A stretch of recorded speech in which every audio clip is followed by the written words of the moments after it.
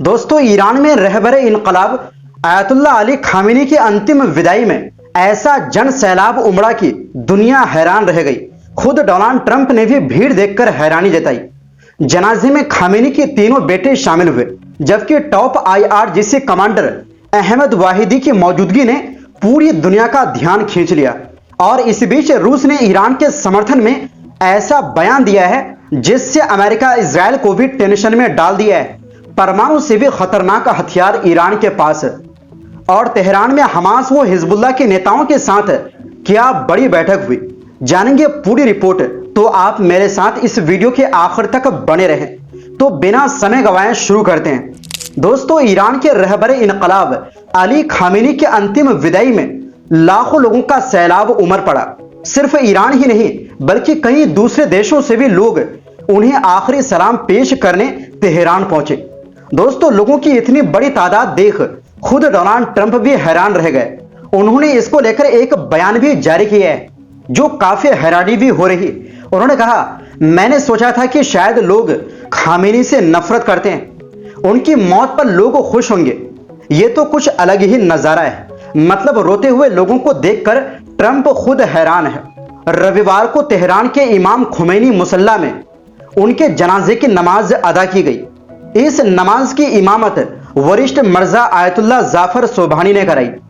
जनाजे में इतनी बड़ी तादाद में लोग पहुंचे कि नमाज शुरू होने से कई घंटे पहले ही मुसल्ला पूरी तरह भर गया और सभी रास्ते बंद करने पड़े। इसके बावजूद आसपास की सड़कों और गलियों में लाखों लोग मौजूद रहे और अपने रहबर को आखिरी विदाई देते रहे। जनाजे की नमाज 3 हिस्सों में अदा की गई। पहली नमाज शहीद अली खामेनी के लिए हुई, दूसरी नमाज उनकी बेटी शहीद सैयदा बुशरा हुसैनी खामेनी, शहीद मिसबाह अल हुदा बाकरी और शहीदा जहरा हद्दाद आदिल के लिए अदा की गई, जबकि तीसरी नमाज उनकी पोती शहीदा जहरा मोहम्मदी गोलपाया गानी के लिए रखी गई। अंतिम विदाई का सिलसिला शनिवार सुबह से ही तेहरान के इमाम खुमैनी मुसल्ला में शुरू हो गया था, जहां लोग लगातार पहुंचकर अपने रहबर को खिराज अकीदत पेश कर रहे हैं। यह कार्यक्रम रविवार तक जारी रहा। इसके बाद सोमवार को तेहरान में मुख्य जनाजा जुलूस निकाला जाएगा। मंगलवार को मुकद्दस शहर कुम में अंतिम विदाई की रस्म होगी और गुरुवार को मशहद में उनका सुपर्दे खाक किया जाएगा। उन्हें हरम इमाम रजा में दफन किया जाएगा। वहीं अमेरिकी राष्ट्रपति डोनाल्ड ट्रंप ने दावा किया कि खामेनी के अंतिम संस्कार में ईरान का पूरा टॉप लीडरशिप मौजूद था और अमेरिका चाहे तो एक ही हमले में सभी को खत्म कर सकता था। एक्सियोस से बातचीत में ट्रंप ने कहा, हालांकि मैंने ऐसा नहीं किया क्योंकि फिर बातचीत के लिए कोई नहीं बचता। ट्रंप ने जनाजे में रो रहे लोगों पर भी तंज कसते हुए कहा कि शायद ये आंसू भी नकली हो। ट्रंप के बयान पर ईरान ने पलटवार किया। आर्मीनिया स्थित ईरानी दूतावास ने सोशल मीडिया पर लिखा, लोगों को मारा जा सकता है लेकिन विचारों को नहीं। आपके पास ना सभ्यता है, ना इतिहास और ना सम्मान। दूसरी तरफ तेहरान के इमाम खुमैनी ग्रैंड मुसल्ला में खामेनी के अंतिम दर्शन के लिए तीसरे दिन लाखों लोगों की भीड़ उमड़ी। इस दौरान डेट टू अमेरिका और डेट टू इजराइल के नारे लगे और कुछ लोगों के हाथों में कुछ बैनर थे जिसमें लिखा था, इस खून का इंतकाम लिया जाएगा, यानी बदला लिया जाएगा। कुछ लोग तो ये भी कह रहे थे कि उनके हत्यारे डोनाल्ड ट्रंप और नेतन्याहू अब तक क्यों जिंदा है। यानी ईरान में लोग अपने नेता की मौत पर रोज जरूर रहा है, लेकिन उनके दिल में बदला लेने की भावना और मजबूत हो गई है। दोस्तों, आपको बता दें कि आयतुल्लाह अली खामेनी के नमाज जनाजा में रविवार को उनके 3 बेटे मसूद, मेहसम और मुस्तफा शामिल हुए। उनके साथ रेवोल्यूशनरी गार्ड आईआरजीसी के कमांडर अहमद वाहिदी भी मौजूद रहे। हालांकि खामेनी के बेटे और उत्तराधिकारी मुजतबा खामेनी समारोह से दूर रहे। हालांकि उन्होंने दूरी क्यों बनाई, इसके बारे में ईरानी मीडिया ने कुछ भी नहीं बताया, लेकिन पश्चिमी मीडिया में यह दावा किया जा रहा है इजराइल से जान का खतरा होने के कारण उन्होंने सार्वजनिक रूप से अंतिम संस्कार में हिस्सा नहीं लिया। दोस्तों, जैसे कि हमने आपको अभी बताया, आयतुल्लाह अली खामेनी के अंतिम विदाई में ईरान की इस्लामिक रेवोल्यूशनरी गार्ड के कमांडर अहमद वाहिदी भी शामिल हुए। बता दें कि उनकी मौजूदगी सबसे ज्यादा चर्चा में रही। वाहिदी आमतौर पर सार्वजनिक समारोह में नजर नहीं आते हैं। इसी कारण उनका इस अंतिम संस्कार में रहना चर्चा का विषय बन गया है। फार्स न्यूज एजेंसी और अन्य ईरानी मीडिया की तस्वीरों और वीडियो में वाहिदी को पहली लाइन में बैठे देखा गया।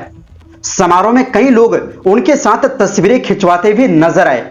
दोस्तों, अहमद वाहिदी 1970 के दशक के आखिर में IRGC की स्थापना के शुरुआती दौर से ही संगठन से जुड़े रहे और IRGC के सबसे टॉप कमांडर में से एक है।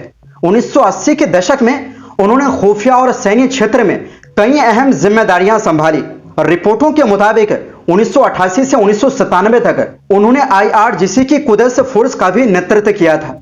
दोस्तों, सबसे खास बात यह है कि तेहरान में भीषण गर्मी के बावजूद लाखों लोग आयतुल्लाह अली खामिनी को अंतिम विदाई देने सड़कों पर जुटे। जुलाई की तेज धूप और 30 डिग्री सेल्सियस से ज्यादा तापमान के बीच काले कपड़े पहने लोग अंतिम यात्रा में शामिल हुए। भीड़ को गर्मी से राहत देने के लिए फायर ब्रिगेड की गाड़ियां लोगों पर पानी का छिड़काव करती रही।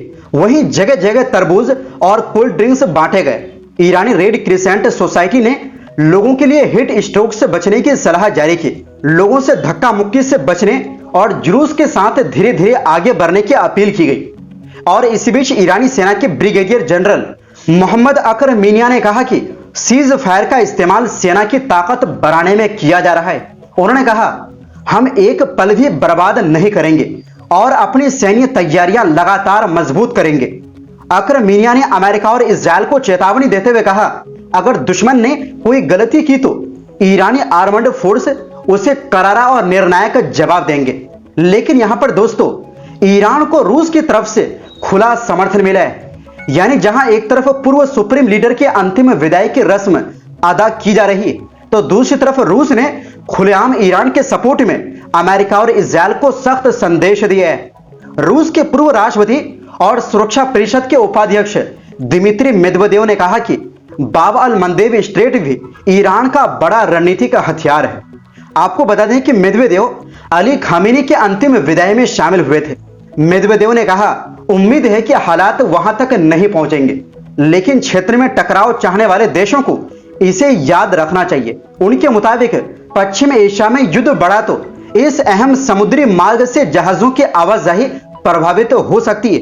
यही नहीं, रूस के पूर्व राष्ट्रपति दिमित्री मेदवेदेव ने कहा कि होर्मुज स्ट्रेट ईरान का परमाणु हथियार है। उन्होंने कहा कि इस रास्ते पर कंट्रोल से ईरान पूरी दुनिया के तेल कारोबार पर दबाव बना सकता है। मेदवेदेव के मुताबिक अगर ईरान इस समुद्री रास्ते पर आवाजाही रोकता है तो पूरी दुनिया के तेल कारोबार और सप्लाई पर असर पड़ सकता है। दोस्तों, ईरान के विदेश मंत्री अब्बास अरागची ने तेहरान में हमास और हिजबुल्लाह के प्रतिनिधि मंडलों से अलग अलग मुलाकात की। दोनों संगठन खामेनी के अंतिम विदाई में शामिल होने ईरान पहुंचे हैं। हमास प्रमुख मोहम्मद दरवेश ने खामेनी को श्रद्धांजलि दी और गाजा वेस्ट बैंक के हालात पर चर्चा करते हुए इजरायल के खिलाफ कार्रवाई की मांग दोहराई। वहीं हिजबुल्लाह के वरिष्ठ नेता मोहम्मद फनीश ने संगठन प्रमुख नईम कासिम का संवेदना संदेश सौंपा। बैठक में अरागची ने कहा कि ईरान फिलिस्तीन का समर्थन जारी रखेगा। उन्होंने हिजबुल्लाह की भूमिका की सराहना करते हुए लेबनान में संघर्ष कराने के प्रयास जारी रखने की बात कही। तो फिलहाल के लिए इस रिपोर्ट में बस इतना ही। फिर मिलते हैं एक नई रिपोर्ट्स के साथ। तब तक देखते रहिए MW न्यूज।